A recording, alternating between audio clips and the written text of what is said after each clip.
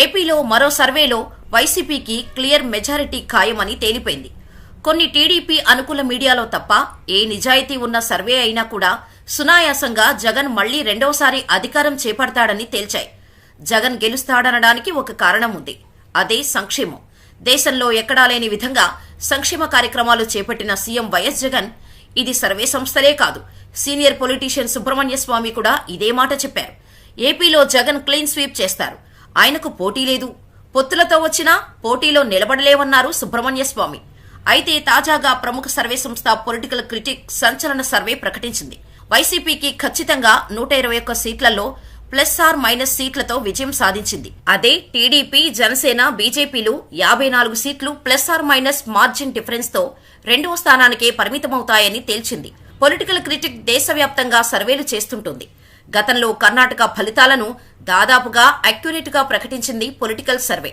కర్ణాటకలో కాంగ్రెస్ భారీ మెజారిటీ సాధిస్తుందని ముందే తేల్చింది పొలిటికల్ క్రిటిక్. ఈ సర్వే చెప్పినట్టుగానే కర్ణాటకలో భారీ మెజారిటీ సాధించి ప్రభుత్వాన్ని ఏర్పాటు చేసింది. అంతేకాదు, గత ఎన్నికల్లో వైసీపీ గెలుస్తుందని కూడా పొలిటికల్ క్రిటిక్ కరెక్ట్ గా చెప్పగలిగింది. అంతకంటే ముందు రాష్ట్రం ఏర్పడగానే చంద్రబాబు నాయుడు సీఎం అవుతాడని కూడా తన సర్వే ద్వారా తేల్చింది. అంటే ఏపీలో పొలిటికల్ క్రిటిక్ సర్వే అంచనా ఎప్పుడూ ఫెయిల్ కాలేదు. 2 దఫాల్లో కూడా మొదటిసారి చంద్రబాబు నాయుడు సీఎం అవుతారని తేల్చింది. అది నిజమైంది కూడా. ఇక జగన్ రెండోసారి గెలుస్తారని సర్వే అంచనాలు వేసింది. నిజంగానే వైసీపీ భారీ మెజారిటీతో అధికారం చేపట్టింది. ఈసారి కూడా జనసేన, బీజేపీలతో టీడీపీ జతకట్టిన తర్వాత చేసిన సర్వే ఫలితాలు ఇప్పుడు ఆసక్తికరంగా మారాయి. శాంపిల్ సైజ్ కాస్త తక్కువైనా కూడా రాష్ట్రం మొత్తం సర్వే చేసి వైసీపీ 125 స్థానాలు సాధిస్తుందని, సంక్షేమమే గెలిపిస్తుందని ప్రకటించింది. ప్రతి ఒక్క పేద, మధ్యతరగతి కుటుంబం జగన్ ఏదో ఒక స్కీమ్ వల్ల లాభపడింది. వారంతా జగన్కే ఓటేస్తామంటున్నారు. ఎందుకంటే జగన్ ఓడిపోతే ఆ స్కీమ్స్ రావనేది వారి భయం. అందుకే సంక్షేమం గెలిపిస్తుందని చెబుతున్నారు. మరోవైపు ప్రతిపక్షాలు తాము ఏం చేస్తామో చెప్పలేకపోతున్నారు. కేవలం జగన్ వ్యతిరేకతను, ప్రభుత్వ వ్యతిరేక ఓటునే నమ్ముకున్నారని, ప్రజల్లో ఇది క్లియర్ గా తెలుస్తుందని చెబుతున్నారు ప్రజలు. వైసీపీకి 49.5% ఓట్లు, టీడీపీ, జనసేన, బీజేపీ కూటమికి కేవలం 43% ఓట్లు మాత్రమే వస్తాయి. కాంగ్రెస్ 2.5%, ఇతరులకు 5% ఓట్లు వస్తాయని ఈ సర్వే తేల్చింది. అంటే 2024 మేలో మరోసారి వైఎస్ జగన్ రెండవసారి ప్రమాణ స్వీకారం చేయబోతున్నారన్నమాట. ఇక పార్లమెంటు ఎన్నికలపై కూడా పొలిటికల్ క్రిటిక్ సర్వే చేసింది.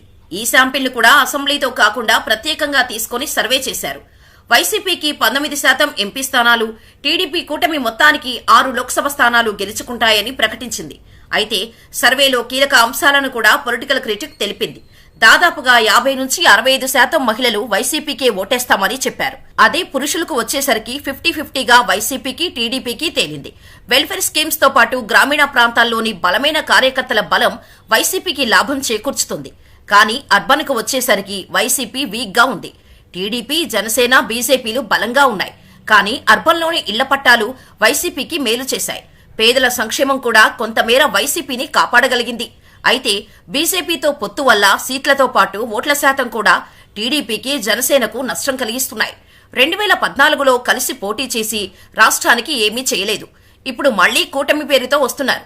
దీంతో బీజేపీ రాష్ట్రానికి ప్రత్యేకంగా ఏమీ చేయలేదనే భావన ప్రజల్లో ఉంది. ఆ భావన వల్ల టీడీపీ, జనసేన భారీగా నష్టపోతాయని కూడా సంచలన విషయం ప్రకటించింది. ఇక ముస్లింలు ఎవరు కూడా బీజేపీ ఉన్న టీడీపీ, జనసేన కూటమికి ఓటేయటం లేదని కూడా తేల్చింది. అయితే సంప్రదాయ బీసీ ఓటరు ఈసారి వైసీపీ వెంటే ఉన్నారు. విద్య, వైద్యం కూడా వైసీపీకి మేలు చేయబోతోంది. కానీ అర్బన్ ఓటర్లే కాదు, గ్రామీణ ప్రాంతాల్లో మద్యం పాలసీ, రోడ్లు, ఇసుక మాఫియా ప్రభావం వైసీపీకి పడే ఛాన్స్ ఉంది. అందువల్లే కనీసం 50 స్థానాల్లో ఓడిపోతుందని కూడా మొహమాటం కూడా లేకుండా తెచ్చింది. అయినా కూడా పొలిటికల్ డైనమిక్స్ వైసీపీకి మేలు చేస్తాయి. ప్రభుత్వ వ్యతిరేకత ఉన్నా కూడా బాబును, పవన్ ను, బీజేపీని ప్రజలు నమ్మడం లేదని ఈ పొలిటికల్ క్రిటిక్ సర్వే తేల్చింది. సర్వే ఏదైనా సరే వైసీపీ గెలుపు ఖాయమని చెప్పడానికి ఇదే ఉదాహరణ. ఇక జాతీయ స్థాయిలో కేవలం ఒకటే సర్వే టీడీపీకి అనుకూలంగా ఫలితాలు రాబోతున్నట్టు ప్రకటించింది. కానీ మిగతా సర్వేలన్నీ కూడా జనం జై జగన్ అంటున్నారని తేల్చాయి.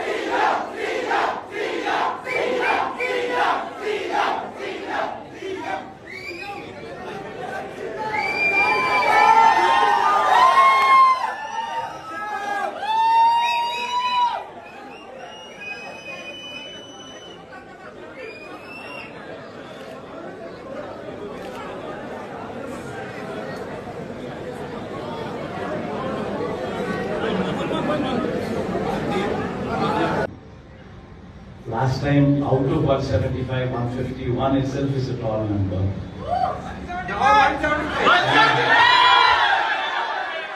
And someone told me 22 out of 25 itself is a tall number. This time,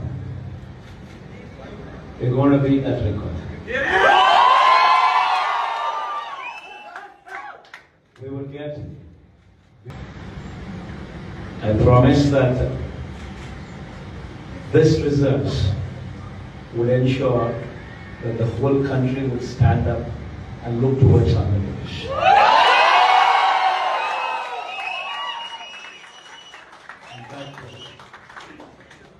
When someone told me last time itself was 151, last time out of 175, 151 itself is a tall number.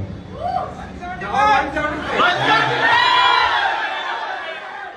someone told me 22 out of 25 itself is a tall number.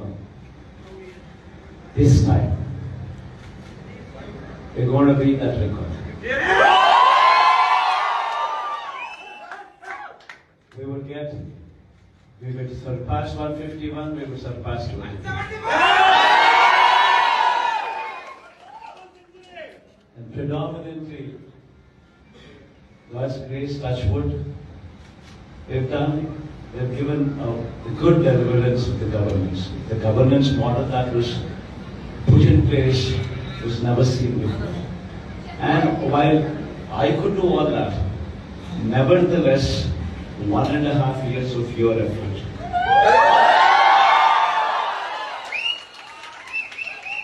1.5 years of your effort, trying to streamline, trying to bring in more efficiency into the system that we are already in, helped us achieve this target. If this number was